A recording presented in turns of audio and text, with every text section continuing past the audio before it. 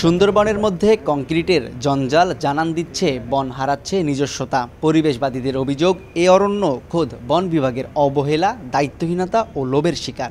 উন্নয়নের নামে গাছপালা কেটে গড়ে তোলা হয়েছে ইট কংক্রিটের ইকোট্যুরিজম কেন্দ্র। দীর্ঘমেয়াদে স্থায়ী স্থাপনাগুলো বন্যপ্রাণী ও বনের পরিবেশের ক্ষতির কারণ হবে বলে মনে করেন তারা।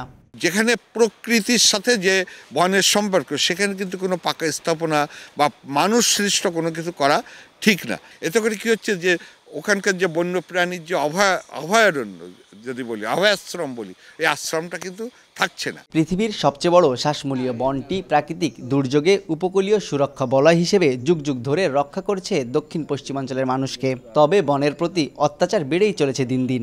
অভয়ারণ্যে অবাধ যাতায়াত, মাছ ধরতে বনে আগুন, নদীখালে বিষ দিয়ে মাছ শিকার, চোরা শিকারীদের বন্যপ্রাণী নিধন, গাছ কাটা সহ বিভিন্ন অপরাধ ঘটছে বন ঘিরে। গত 2 যুগে অন্তত 27 বার আগুনের ঘটনা ঘটেছে পূর্ব বন বিভাগে।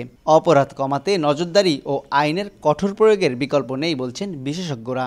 বন বিভাগ এবং পরিবেশ অধিদপ্তরকে এ ব্যাপারে কঠোর নজরদারি করতে হবে এবং বনের পরিবেশ সুরক্ষা করেই এইসব ট্যুরিজমকে আমাদের প্রমোট করার চেষ্টা করতে হবে। তবে বন বিভাগ বলছে পরিবেশ বান্ধব উপায়ে সম্প্রসারিত হচ্ছে ইকোট্যুরিজম।